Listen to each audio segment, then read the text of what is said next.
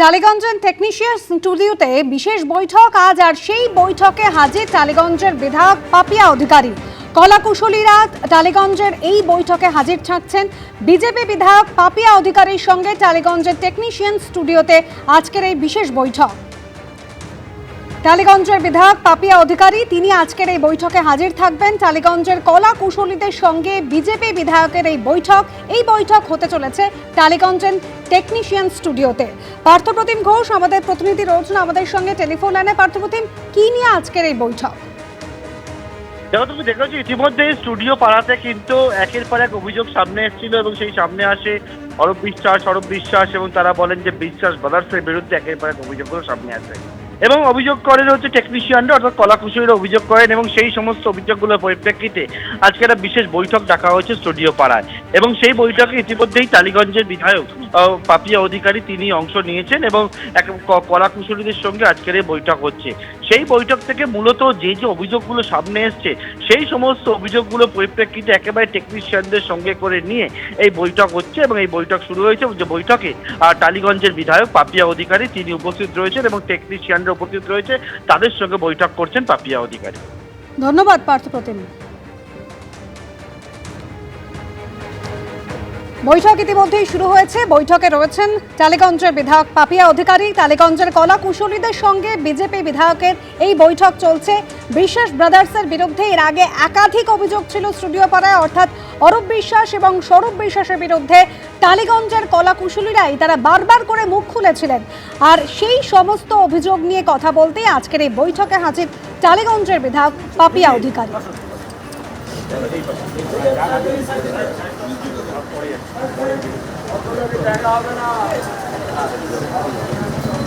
দেখতে পাচ্ছেন বিধায়ক পাপিয়া অধিকারী তিনি কিছুক্ষণ আগে এই বৈঠকে প্রবেশ করেছেন। টালিগঞ্জের টেকনিশিয়ান স্টুডিও, সেখানে হচ্ছে এই বৈঠক কলা কুশলীদের সঙ্গে।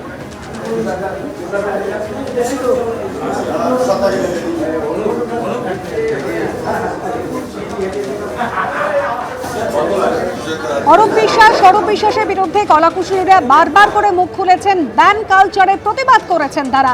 এই সমস্ত অভিযোগে নিরসন চান তারা। এই সমস্ত অভিযোগ নিয়ে কথা বলতেই আজকের এই বৈঠক, যে বৈঠক ইতিমধ্যেই শুরু হয়ে গিয়েছে। টালিগঞ্জের বিধায়ক পাপিয়া অধিকারী রয়েছেন অন্যান্য কলাকুশলীরাও।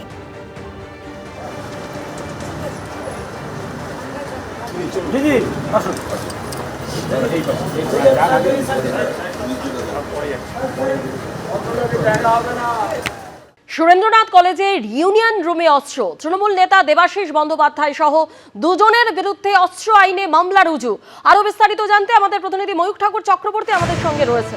ময়ূক, কি জানতে পারছো? দেখো, গতকাল সুরেন্দ্রনাথ কলেজের ইউনিয়ন রুম থেকে দুখানা ব্যাগ ভর্তি উড়িয়ে ধরা টাকা রিকভারি হয়। শুধু তাই নয়, ওখানে যখন ওখানকার ছাত্র সংসদের যারা পুরনো সদস্য এবং যারা প্রথমে যখন যান তারা দেখেন যে ইউনিয়ন রুমের ভেতরে একাধিক জায়গা রয়েছে যেখানে কেউ কোনোদিন অ্যাক্সেসও করতে পারেনি। একটা গোপন কুঠুরি ঘর পাওয়া যায় যেখানে একটা খাট এবং দুখানা বালিশ পর্যন্ত রিকভারি হয়। এসি মেশিনও ছিল লাগানো ছিল। একটা কলেজের মধ্যে কি করে এই ইনফ্রাস্ট্রাকচার ছিল সেই নিয়ে স্বাভাবিকভাবে প্রশ্ন উঠতে শুরু করে। অভিযোগ আসে ওই কলেজের তৃণমূল কংগ্রেসের নেতা যিনি ওই কলেজ কন্ট্রোল করেন দেবাশিস ব্যানার্জি এবং তার ছেলে শিবাশিস ব্যানার্জির ওপর, যে তারাই এই গোটা ব্যাপারটা পরিচালনা করেছে। কিছুদিন আগে সুরেন্দ্রনাথ কলেজের ব্যাংক অ্যাকাউন্ট, সেখান থেকেও কোটি টাকা রয়েছে সেই অ্যাকাউন্টে ডিপোজিট। এটাও সজল ঘোষ বিজেপি নেতা বিধায়ক তিনি অভিযোগ করেন। এরপর গতকাল ওই উইয়ে ধরা টাকা রিকভারি, অস্ত্র রিকভারি এগুলো হয়। আমরা লালবাজার সূত্রে যে খবর পাচ্ছি যে গোটা ঘটনার পর মুচিপাড়া থানায় একটা এফআইআর রেজিস্টার্ড হয়েছে এবং এই এফআইআর রেজিস্টার্ড হয়েছে তৃণমূল কংগ্রেস নেতা দেবাশিস ব্যানার্জি। ওই মুচিপাড়া চত্বরে অনেক নাম রয়েছে এই তৃণমূল কংগ্রেস নেতার। তার বিরুদ্ধে আগেও অনেক পুলিশ কেস হয়েছে। এই দেবাশিস ব্যানার্জি যিনি সুরেন্দ্রনাথ কলেজ কন্ট্রোল করতেন, সেই তৃণমূল কংগ্রেস নেতা দেবাশিস ব্যানার্জির বিরুদ্ধে এবার অস্ত্র আইনে মামলা রুজু করলো মুচিপাড়া থানার পুলিশ। শুধু দেবাশিস ব্যানার্জি নয়, পরিতোষ দত্ত বলে আরেকজনের বিরুদ্ধেও আর্মস অ্যাক্টে কেস হয়েছে। দেবাশিস ব্যানার্জি এবং পরিতোষ দত্তের এগেনস্টে আর্মস অ্যাক্টে কেস হয়েছে। মুচিপাড়া থানার পুলিশ আধিকারিকরা তদন্ত শুরু করেছেন। তদন্তের স্বার্থে তারা খুব দ্রুত এই দুজনকে জিজ্ঞাসাবাদ করবেন, এমনটাই পুলিশ সূত্রে খবর। এবং এই গোটা নেক্সাসের সঙ্গে যারা যারা জড়িত তাদের সবার খোঁজে পুলিশ আধিকারিকরা ইতিমধ্যেই কিন্তু তাদের ইনভেস্টিগেশন সেটা শুরু করেছেন। কি করে অত টাকা ওখানে এলো, কি করে অস্ত্র একটা কলেজের মধ্যে এলো, শুধু তাই নয়, এই গোটা প্রক্রিয়া কলেজের মধ্যে চলতো কি করে? কলেজ কর্তৃপক্ষ কি কিছু জানতো না? তারা জানলে তারা কেন বিষয়টা আটকায়নি? কোন ছাত্র সংসদের কোন সদস্যরা এই গোটা বিষয়টা মদত দিয়েছে, এবং তৃণমূল কংগ্রেসের কারা, কোন নেতারা এই গোটা প্রসেসটার পেছনে ছিল, এইটাই এখন তদন্তকারী আধিকারিকদের ফোকাস। এবং আর্মস অ্যাক্ট, একটা জামিন অযোগ্য ধারা, এই আর্মস অ্যাক্টে মামলা রুজু করে তদন্ত শুরু হয়েছে। মুচিপাড়া থানার পুলিশ তদন্ত শুরু করেছে। দেবাশিস ব্যানার্জি এবং পরিতোষ দত্ত দুজনের নাম এফআইআর এ রয়েছে। ধন্যবাদ ময়ূর।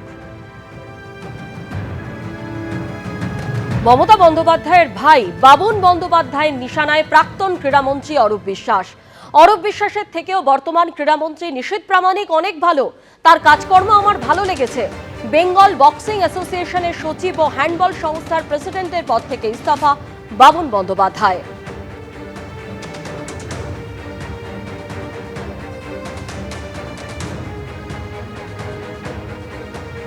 বেঙ্গল অলিম্পিকে 24 সালে আমার যে ইলেকশন হলো, দাঁড়িয়ে থেকে ক্রীড়ামন্ত্রী অরূপ বিশ্বাস আমাকে হারিয়ে দিলেন। এটা আমার কাছে সবচেয়ে জঘন্যতম দিন গেছে। ক্রীড়ামন্ত্রী কেন করলেন?